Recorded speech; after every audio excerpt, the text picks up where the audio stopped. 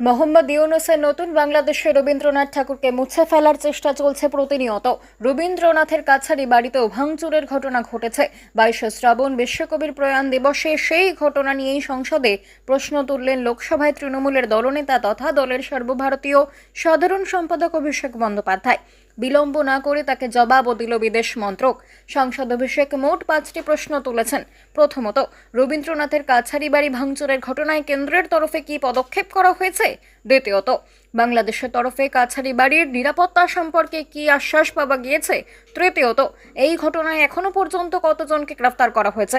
চতুর্থত, ভাঙচুরের ঘটনায় ঠিক কি ব্যবস্থা নেওয়া হয়েছে? পঞ্চমত, সংস্কৃতি রক্ষায় ভারত বাংলাদেশ কোনো যৌথ উদ্যোগ নিয়েছে কি? বিদেশ প্রতিমন্ত্রী কীর্তিবর্ধন সিং এ প্রসঙ্গে জানিয়েছেন, রবীন্দ্রনাথের স্মৃতি মুছে ফেলার চেষ্টার জোরালো নিন্দা করা হয়েছে।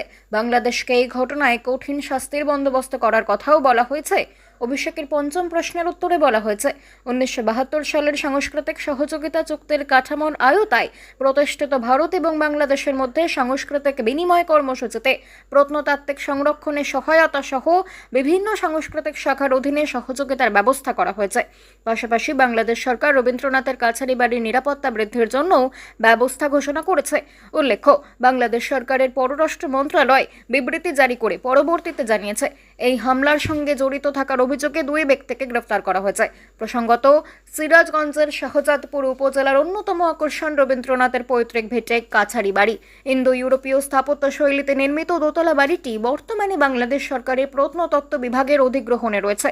বাংলাদেশের তরফে এক বিবৃতিতে জানানো হয়েছে, গত 8ই জুন কাছারি বাড়ির দায়িত্বরত কর্মচারী এবং একজন দর্শনার্থীর মধ্যে পার্কিং টিকিট নিয়ে ভুল বোঝাবুঝি এবং কথা কাটাকাটির জেরে হাতাহাতি এবং মারপিটের ঘটনা ঘটে।